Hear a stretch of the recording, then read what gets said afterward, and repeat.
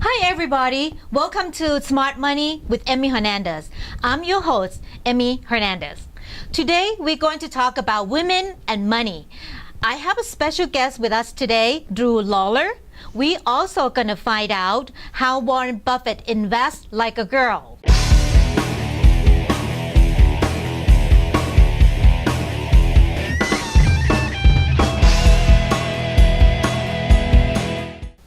Okay everyone, we're going to talk about women and money today. I will tell you about some unique challenges that women have in managing their money. Okay, and also we're going to touch base about steps that you can do to help taking care and take control of your own finances and build your future. With me today is Drue Lawlor. She's going to help us talking through some of these steps. Drue is a woman entrepreneur and she's very active in the city of St. Gabriel. So why don't you tell me a little bit about yourself, Drue? Well, I have actually two businesses. I work with people to help them have an additional income stream. And I also work with interior designers in business coaching, because part of the big problem is most interior designers had no business or financial background when they started their businesses. That's great. That's why you are a perfect person to help me in these sections right here. You know, I've been working with retirees for many, many years. I work with both men and women. But the problem when I sit down with women retiree, a lot of time we come up with, you know, a little bit less saving than the men counterpart. And I know that there's a lot of challenging during their career. One of the problems that's very common is that women tend to live longer than men. What do you think about that? I think it's great. I agree. It's got its downside though, and the biggest downside I think is financial. Well, the live longer part, that means more money that we need, right? A lot more expenses in the long run. Another thing that I noticed, and this you may help expand this a little bit, because in business, for me personally, I am very fortunate because I never have to interrupt my career. You know, during the time that I'm building up my career, I have no interruptions. However, I've seen that some women, they have to stop, right? Because maybe with family, taking care of mother-in-law, father-in-law, or even little children, right? So they have to do that. Have you run into that in people that you're coaching with? I do, and actually personally, because I took care of my parents. And I was lucky enough to have a career that could be somewhat flexible, but I did have to make some changes. And yes, I know plenty of other people that have had to. I have a friend whose husband developed ALS, and so that was relatively early in his life. They thought they'd have a lot more years together, and she has been trying to manage her business, her interior design business, and still take care of him.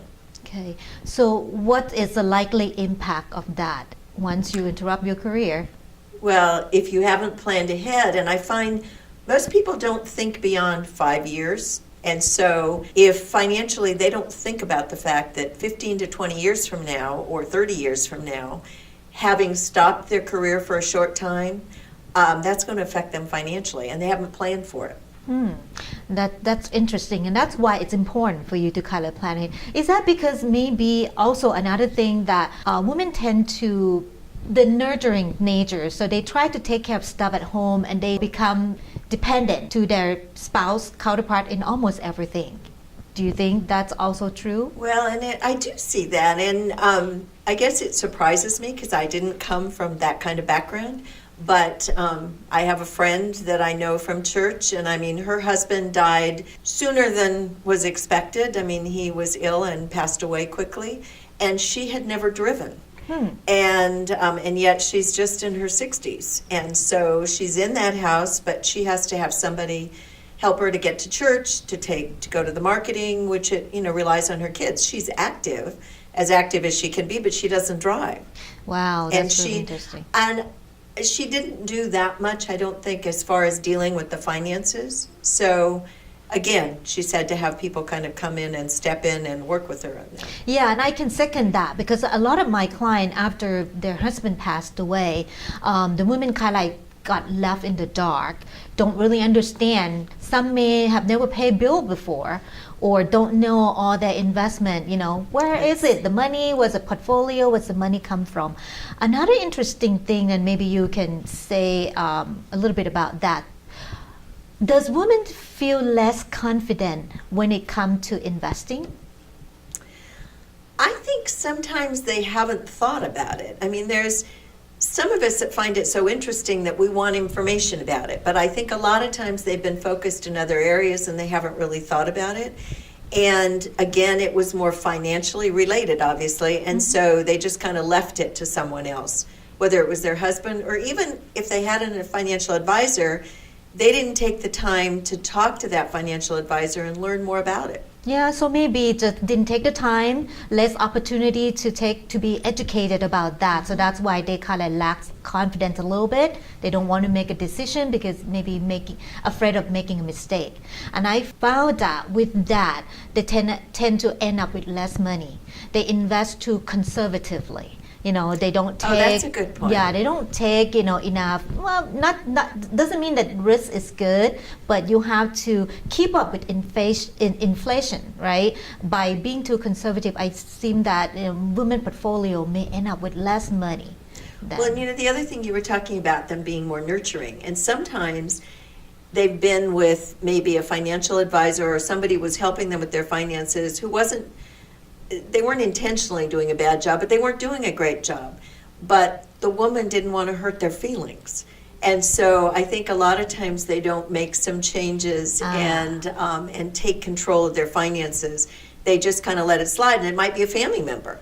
Okay, right. So that may be also because of the nature of the woman. So you tend to be more generous. And even though some people make a mistake, when you work with relationship with advisor, they make a mistake, but you tend to be so much forgivable and say, oh, well, that's okay. But, when planning to future retirement, it's their money. Exactly. So they need to go further. You need to. Yes, Drue. And when we were talking about women get, interruption during the career, you work with a lot of interior designer who's women, right? Most of them. Is there something like that come up often in your coaching? It does. They don't often plan ahead, but one of the big problems is that a lot of times they look at what they do as more of a hobby because they love what they do and they feel guilty charging for it. And so they don't look at the fact that they should be showing a profit. And sometimes those are designers who have husbands that may be the main financial support, but other times they might be single women and they're having a difficult time because they don't treat it like a business and they don't look at the finances. So they never had a business course. So they don't know how to run a business. They don't know how to show a profit. Yeah. And so consequently they don't. And a lot of them don't even look at the fact that they should be building their business to sell it. There you go. See, and then that gives them a financial future that they can count on. But they've never thought about it. If you mention it, they just figure they'll close the doors and leave. Well, that's kind of leaving a lot of money on the table. It is. Isn't it? Oh, it is, yeah. Because you can build your income. You put all of that income into that business. That's right. Okay. As well as your expertise and if it has your name on it, it's hard to sell. So they need to plan ahead for that. Maybe we should add the financial planning course to your coaching as well. We should. We'll start something about that. That is actually a big part of what we talk about in the coaching and the modules. That's good. Yeah, so you know what? This is very interesting. We're going to have to come back and talk more about that later. Let's take a quick break. When we come back, I want to talk to you about some steps that you can do to take control of your own financial future, despite all these challenges that we talked about just a minute ago. So don't go away. We'll be right back.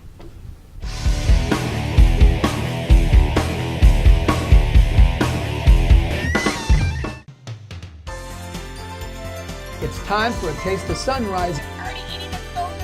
Wow. The chefs, impeccable. The food, amazing. The show, delicious. But you guys put the T-E-A in teamwork. Taste of Sunrise on Step 1 TV. Back here on Smart Money with me, Emmy Hernandez. Last section we were talking about challenges that women have. Now I'm going to walk you through some steps that you can do to take care of your finances. Step number 1 is to define your goals. Make sure you know what you want. Step number 2, we're going to prioritize what you want and needs, what's more important. And then step number 3, definitely implementing some investment strategy to be succeed. Now, let's talk about step number 1. Define your financial goals. Okay, you have to I thought you were asking me to define my financial goals. Well, we'll do that in a minute. It's just that for you to know how to implement your plan, you kind of have to assess your current situation first, right? Do you guys use any type of budgeting when you coach? Yes. Do they do It's a huge part. So how do they start doing that budgeting In part? fact, one of the things we have them do in that module the 12 modules that I was telling you about, is to figure out where they are right now. Because if they don't know where they are right now, then to figure out where they want to go. And so it's the same financially, I would think, because if you don't know where you are now, what your situation is, and you don't know where you want to go, then it really doesn't matter which direction you take. Yeah, I found that a lot of my clients, when before we form the client and advisor relationship, we do this kind of questionnaire to see where you at first. And I found out that a lot of time people just they know that they have money coming into their bank account every month for whatever reason, but they never really track their expenses. In fact, my dad gave me a Post-it note years ago that said, "How could I be out of money? I still have checks in my checkbook." And that was exactly how a lot of people do seem to treat their finances. There's a lot of interior designers look at it that way, and I'm sure a lot of other people do too. Yeah. So I suggest, start for women. I suggest them start off with budgeting. There's many software program, Quicken, QuickBook, whatever that they can do. Have their income, expenses, so they know whether they are positive or minus, cash flow every month. Know your number is the first step. Then from that on, second step, what they should do is start prioritizing their goal. Set up a goal, that, okay, this is where I want to be in the future. What is more important? What is my want and my needs? Do you have any, take for that?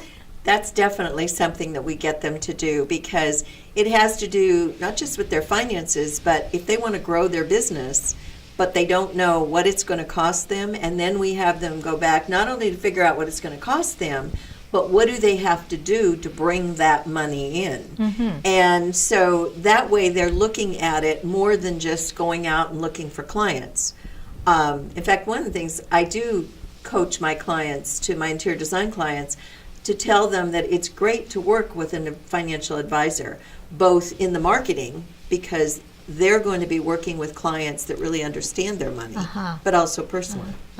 Yeah, and then also, I found out that a lot of people cannot separate wants and needs. No. Oh, yeah. That's very, very true, because they want it all.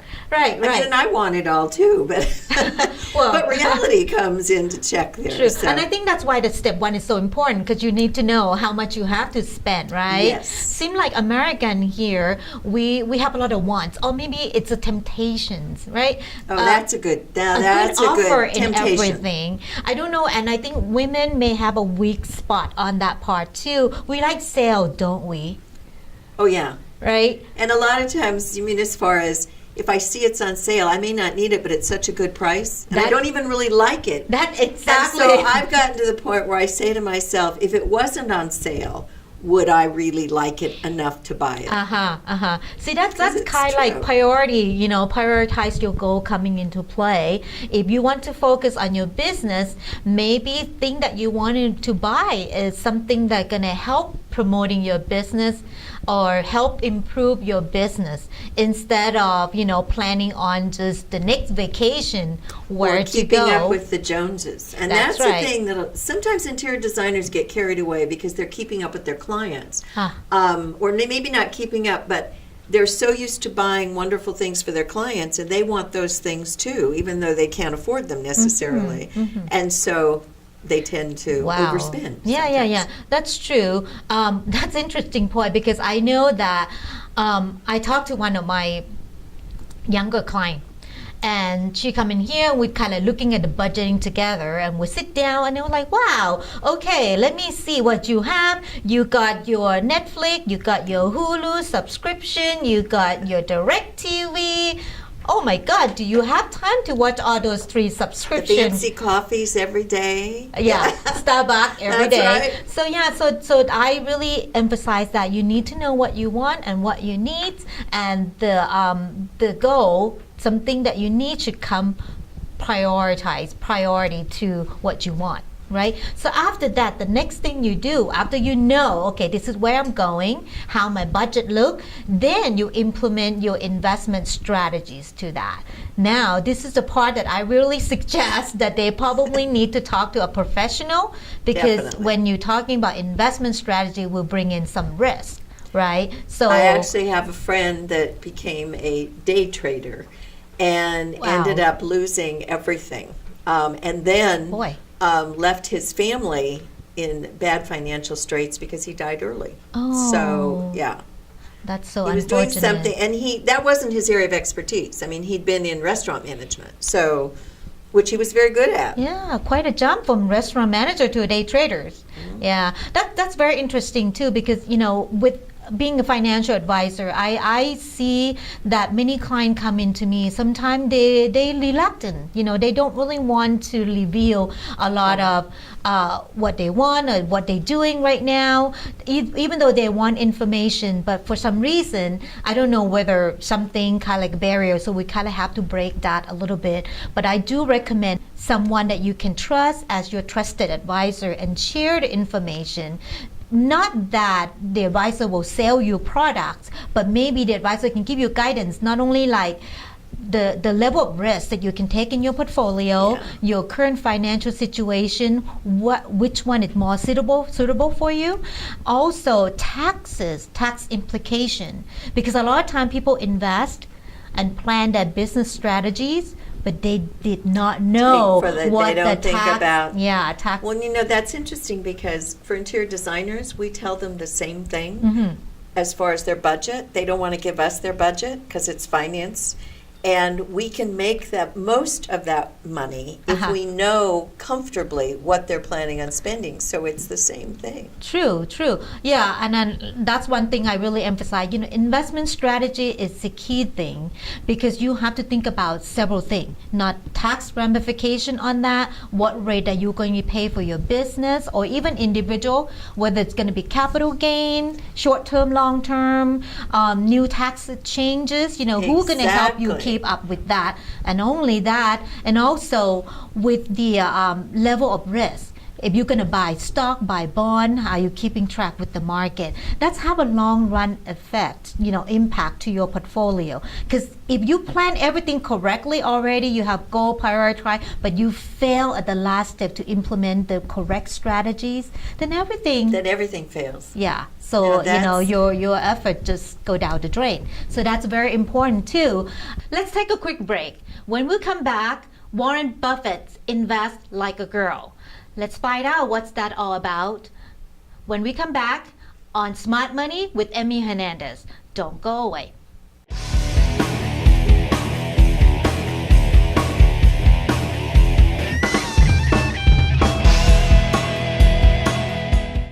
At the IMTC, we've trained regular working people like you and turned them into TV stars. Just ask Brian Loftus. And thank you, CCN, for all that you did for me. Signing off, Brian Loftus. Back to you, Tim. We train kids, teens, and adults, professional storytelling on TV and on social media. Call 626-344-8314 to join the International Media Training Center today. Back here on Smart Money with me, Emmy Hernandez. Now, we're going to talk about the good characteristic that women have to be successful in investing. Here, I have here in my hand the book called Warren Buffett Invest Like a Girl by Luann Lofton. Okay, this book, it's fantastic. It actually talks about different characteristics that women have and can be very successful because Warren Buffett himself use those characters or quality. Run right out and get this book. Yeah, you definitely have to read it. You know, one of the characters that she talked about in here is that women are actually less confident that we were talking about before, but that is a But it's a positive plus. thing because you know why? Men tend to be overconfident with their investment. Remember your they gamble more. Right. The person you talk about that as a turn from the restaurant manager to become a day trader. Yes. So they so confident in that. Sometimes they don't listen to the data or even advice from the advisor that much. Women don't do that. So women tend to trade less than men. And with that, less number transaction, less fee, less cost involved, it's less expensive for the portfolio. And not only that, less tax consequences with that. So in the long run, So it's a win all the way down the line. exactly. So in the long run, less confidence is actually help out because now the investment portfolio can grow a little bit more, stable than the men counterpart. Oh, Yeah. I'm glad we Isn't that turned it inter- to a positive. Right, right. And another thing though that I don't know about, this is for the investment part that I see. Do you feel that less confident can become positive also in terms of your career in designer? Well, I think it's the same thing where sometimes they may not take as many risks. And so sometimes risks are good, but again, if they've done the planning and they're a little more cautious, then that can be more successful too, because they aren't just out there spending wildly as far as their client's money. They are watching what their budget is, what the client's budget is too. True. And isn't it, it's also true because it brings to another point, since women tend to be less confident, what they do is they put in more time and research Yes. in everything before Yes. they make that decision, right? Because I know that when I explain investment, choices, options for my own client, they tend to let me read up a little bit more on this. Let me find out a little bit more on it before they make decisions. So it seemed to the bottom line is you're going to get the right decision that you're comfortable with that out of it, don't you? That's true.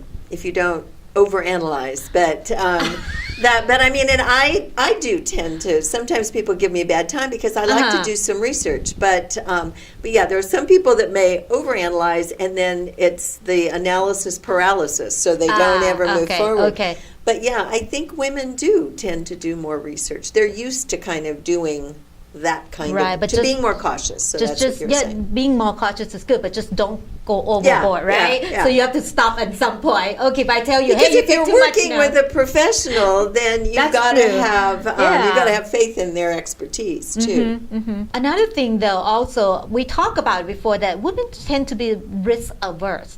In terms of maybe not aggressive enough in the career, but that actually a good quality for investment. You know what? Oh, because see? There you go. because they tend to hold a little bit less conservative investments. So over time, even though it don't have wide swing like stock, They up won't lose as 20%, but they much, won't maybe. lose 20%. see, So sometimes it's very important because especially in the volatile market, when you lose money, it takes longer time or harder to make it back up. So tend to be conservative may not be so bad. Well, because then the older they get, they don't have that time to make that Make money up. up, and that's the other Exactly. thing. Yeah. Yeah. So especially toward their retirement, they should be a little bit more conservative anyway. That makes And that's sense. one thing Warren Buffett does too. If you realize, if you notice that whenever the market down, he do more research and he purchase more value company that he know, right? Company that he know like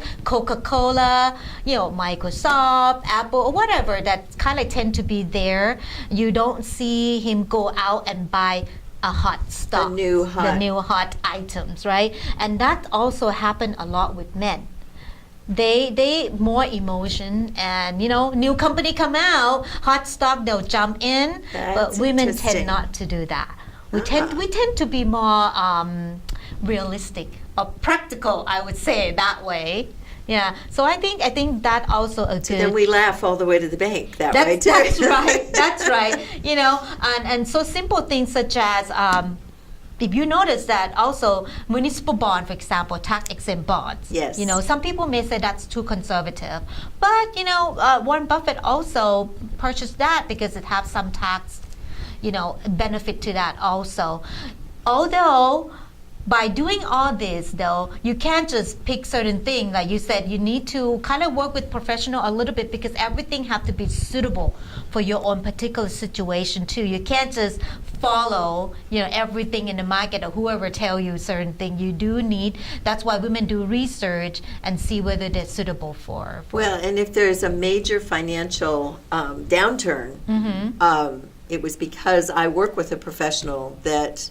My finances were, I may have taken the hit, but I was in much better shape because if it had just been me, I probably wouldn't have moved fast enough. I wouldn't have known what to do. So, yeah, you definitely need, I think, professional expertise.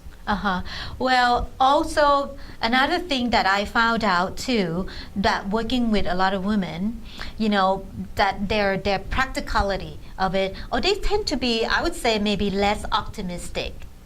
Oh. They just don't know. That's Really? Yeah, That's a little bit interesting. more cautious, suspicions. So it tend to, I guess, like sometimes you may say scam or whatever. Oh. Something too good to be true, and people would jump in. But I tend like women take a little bit more time and backstep and say, wait a minute here, is that true? Oh, that's good then. That's so less optimistic on that part. Don't jump into something too quick. It also actually helped them out to avoid that type of mistake.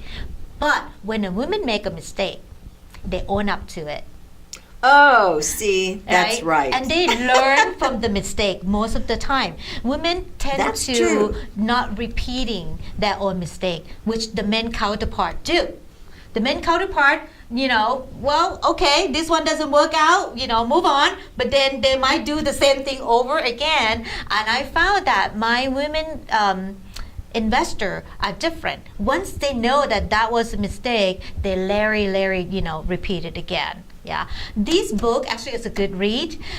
It gives you so many examples about what Warren Buffett does that's similar to women characteristic. So everybody should probably, if you have time, find out Warren Buffett invests like a girl. Okay, a good read. I promise you, it's not going to be bedtime reading. Okay, you'll enjoy it. All right. Thank you, Drue. You do such a good job, and it's wonderful to have you with us today. That's it for our episode today. If you miss any of our shows, you can always watch us again at ehfinancial.com and crowdcitynetwork.com. You can also send me some questions or comment at emmy@ehfinancial.com. Remember, being smart with your money, it's easy, and you can do it. See you next time here on Smart Money with Emmy Hernandez.